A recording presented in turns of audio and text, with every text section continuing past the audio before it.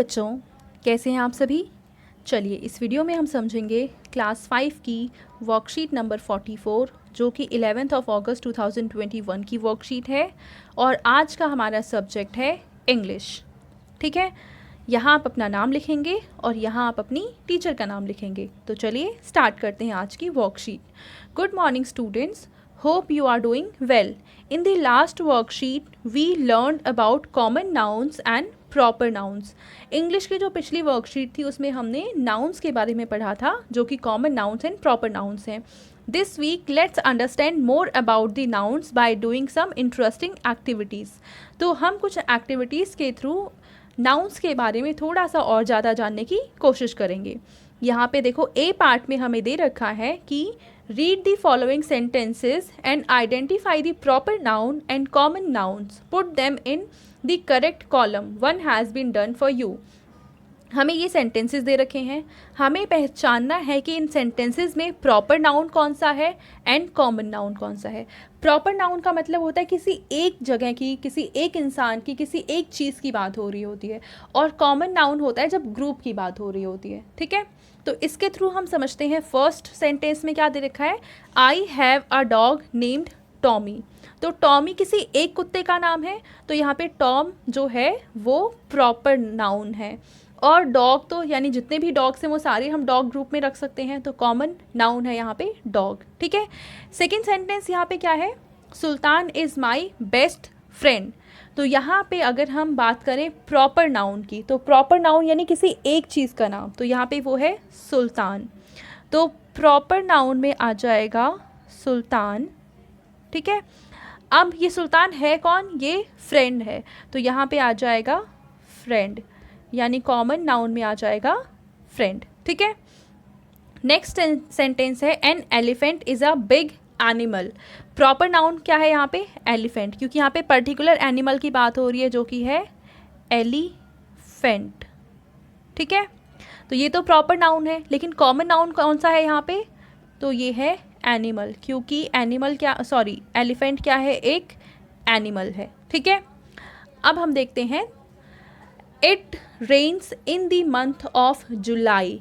जुलाई के मंथ में बारिश हो रही है, तो यहाँ पे देखो अगर हम प्रॉपर नाउन की बात करें तो जुलाई प्रॉपर नाउन है क्योंकि ये स्पेसिफिक मंथ की बात यहाँ पे की हुई है, और अगर हम मंथ देखें तो ये है यहाँ पे कॉमन नाउन, क्योंकि मंथ में तो सारे मंथ आ जाएंगे, जनवरी, फरवरी, मार्च, अप्रैल, सारे मंथ आ जाएंगे।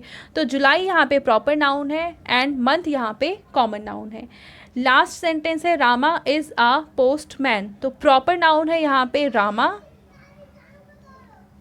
और यहाँ पे कॉमन नाउन है पोस्टमैन, क्योंकि पोस्टमैन तो कोई भी हो सकता है, तो ये है यहाँ पे common noun. I hope first question तो अब आपको क्लियर हो चुका होगा। अब हम इसके बेसिस पे समझते हैं बी पार्ट। ठीक है, तो बी पार्ट में हमें कह रखा है hope you have understood the difference between common noun and proper noun. अब तक आपको समझ में आ चुका होगा कि प्रॉपर नाउन क्या होता है एंड कॉमन नाउन क्या होता है। Now write a proper noun for each of the following common nouns.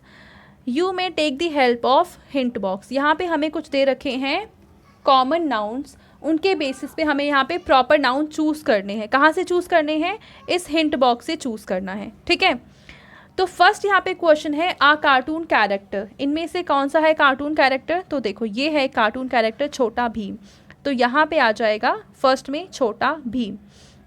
Second है, यानी कि हम फर्स्ट वाले में लिखेंगे छोटा भीम।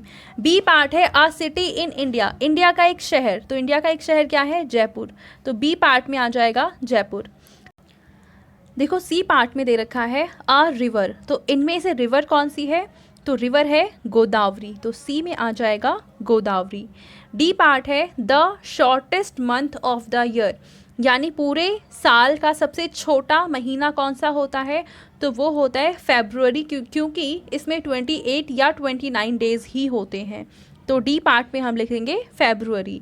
उसके बाद है ई पार्ट अ ब्यूटीफुल मॉन्यूमेंट। इनमें से मॉन्यूमेंट कौन सा है, वो है ताजमहल, जो कि बहुत ज़्यादा ब्यूटीफुल है, तो ई पार्ट में आ जाएगा ताजमहल। तो इस तरीके से बी पार्ट भी कंप्लीट हो गया। अब हम बढ़ते हैं हमारी लास्ट एक्टिविटी की तरफ, जो कि है टॉक टाइम। ठीक है, इसमें देखो हमें क्या पूछा हुआ है, dear children look at the picture given on the right hand side carefully, what do you think the people in the picture are talking about. इस पिक्चर को आपको ध्यान से देखना है और आपको ये इमेजिन सोचना है कि ये लोग आपस में क्या बात कर रहे होंगे। Imagine and create their dialogues, say them out loud and write them in your notebooks. तो ये जो भी बातचीत कर रहे हैं आप उनको ज़ोर ज़ोर से बोलेंगे और उसके बाद उसको अपनी नोटबुक में लिखेंगे। You may take the help of your elders too, और आप अपने बड़ों की हेल्प भी इसमें ले सकते हैं। ठीक है, तो यहाँ पे मान लेते हैं कि ये क्या बात कर रहे हैं। देखो ये जो लोग हैं ये घर के ऊपर बैठे हुए हैं। देखो यहाँ पे 2 लोग छत के ऊपर बैठे हैं, यहाँ पे एक इंसान है जो छत के ऊपर बैठा हुआ है, यहाँ पे भी एक इंसान छत के ऊपर बैठा है। तो इसका क्या रीज़न है, ये छत के ऊपर क्यों बैठे हुए हैं? क्योंकि आसपास देखो हमें बहुत सारा पानी नज़र आ रहा है। इसका मतलब यहाँ पे फ्लड आया हुआ है, यानी कि बाढ़ आई हुई है। तो यहाँ पे आपस में ये क्या बात कर रहे होंगे, हम सोचते हैं, जैसे कि मुझे लग रहा है कि ये बात कर रहे होंगे कि वी आर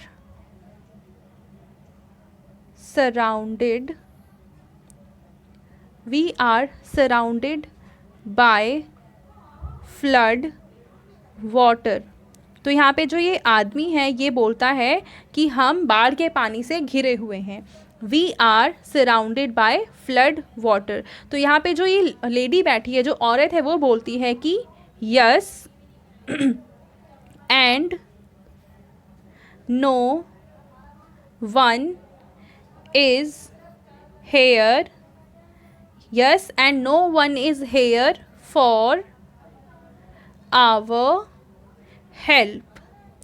तो लेडी बोलती है हाँ, और हमारी हेल्प के लिए यहाँ पे कोई है भी नहीं। तो ये थी कॉन्वर्जेशन इन लोगों की जो मुझे समझ में आई, जो मैंने इमेजिन करी। अगर आपको इनके अलावा कुछ और कॉन्वर्जेशन समझ में आ रही है तो आप वो भी यहाँ पे लिख सकते हैं। ठीक है, अब आपके पेरेंट्स के लिए यहाँ पे एक सजेशन है कि बच्चों से घर में रखी हुई वस्तुओं के बारे में चर्चा करें। यानी आपके घर में जो भी चीज़ें हैं उनके बारे में बच्चों को बताएं और उसके विषय में कुछ ना कुछ डिस्कशन ज़रूर करें।